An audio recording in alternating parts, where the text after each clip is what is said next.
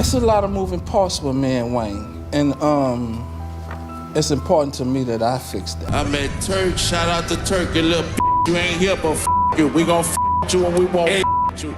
You heard me? Don't we gon' with that bitch when we won't. Hot Boys was you, Dooney, Sterling, and Mosquito.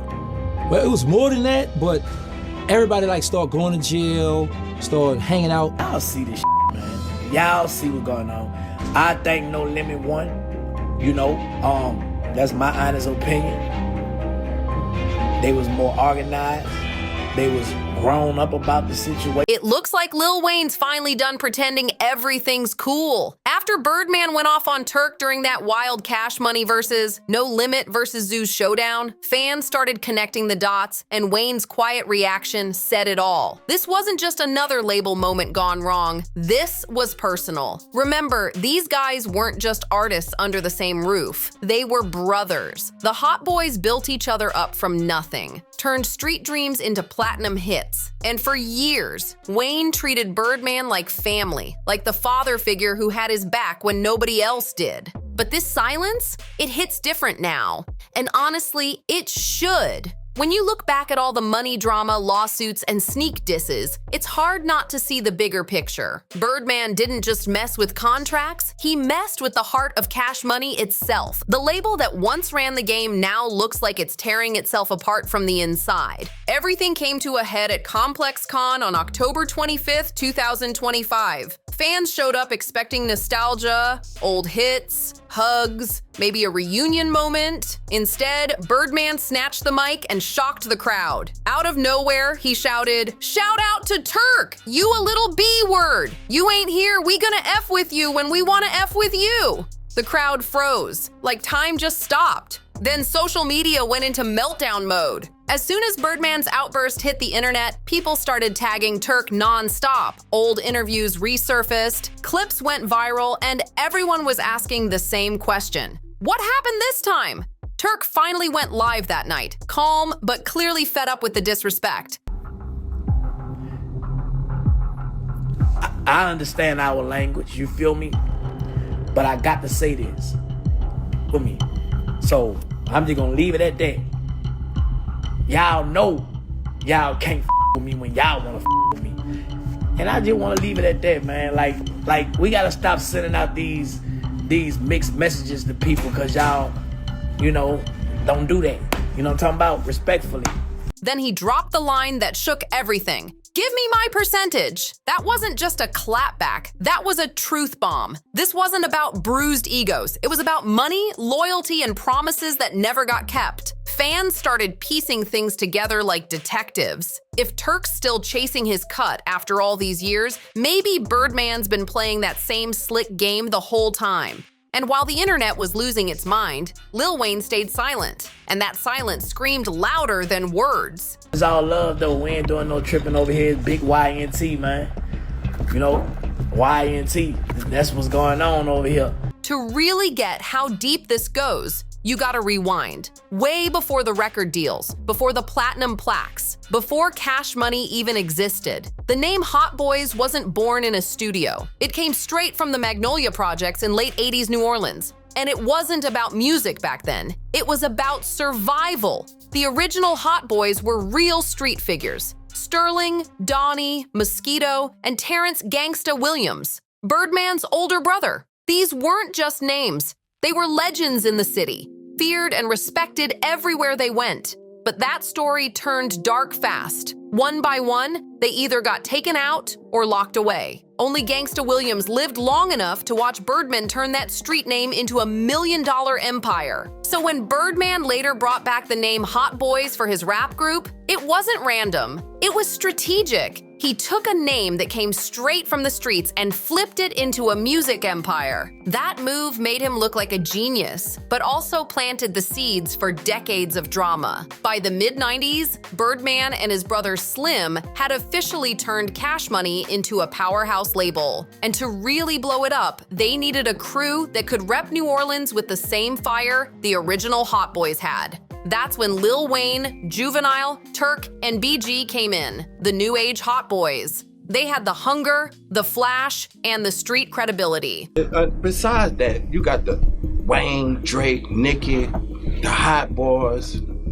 Before that, the Rose, f***ing Cali, all them niggas come from under my umbrella. Every last one of them niggas.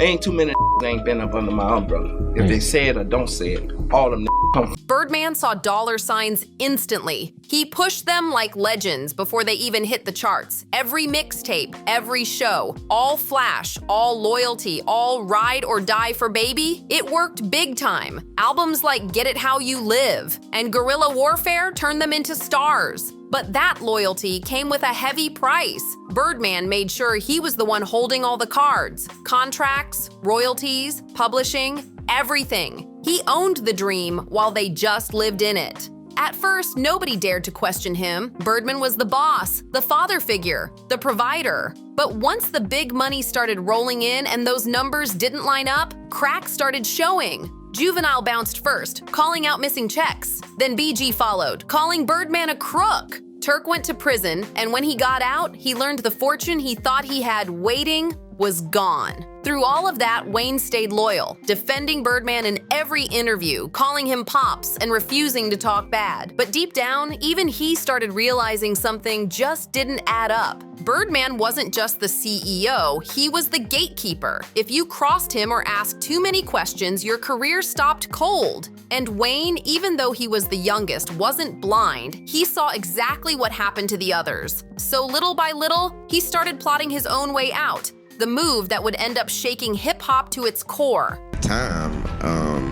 It was impossible to have any type of genuine or real feelings. I was on stage, I was in performance mode. I was trying to think about the words for the next song, honestly. So I was just trying to make sure he didn't say it at a time where it was my verse and I messed up a line or something. By 2015, Wayne had reached his breaking point. He took Birdman's Cash Money records to court with a $51 million lawsuit. Yeah, $51 million.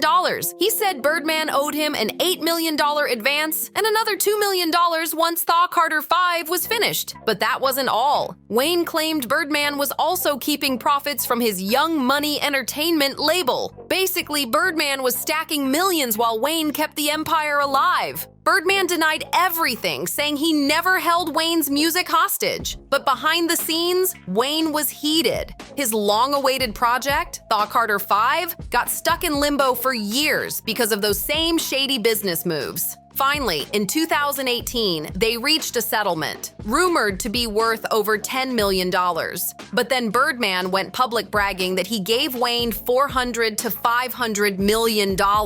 Nobody believed that for a second. Even when they hugged it out for the cameras, fans could tell the piece was fake. It was just for show. How you, man? What's up, Moolah? I'm booling. How you, good? You already know, bro. Yeah, man. How Lil B? How Bria? Man, fine, good, man. Graduating from college, man. I know, man. Got his own little spot, you heard me? Man, what, man? We'll graduate next year, bro. You know me? You know they all. To be fair, Birdman's tried defending himself plenty of times, saying everyone got paid, that people just don't understand the business. He even claimed he handed Wayne hundreds of millions from Universal's distribution deals, but every time he talks numbers, the math never matches the receipts. What makes it even worse is how Birdman keeps showing off like nothing ever happened. Private jets, diamond watches, million-dollar gifts. He's living big while most of his former artists are either trying to rebuild their lives or still waiting on the royalties they earned. That's the part that hurts the most. Birdman built his empire on loyalty and family, but when the money started talking, that family disappeared fast. And just when everyone thought the drama had finally cooled down, boom.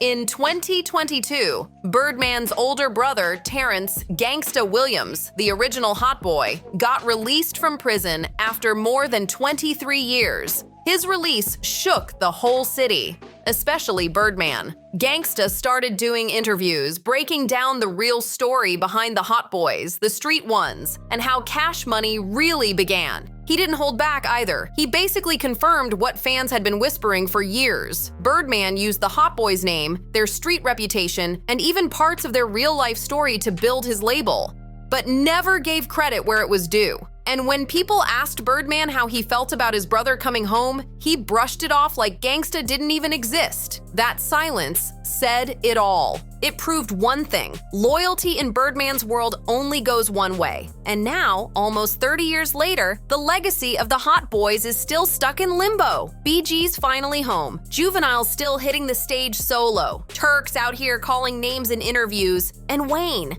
he's too rich, too scarred, and too far gone to ever look back. Fans keep begging for a reunion. But let's be honest, the scars run too deep. Birdman might have built the Cash Money brand, but he also shattered the bond that made it real.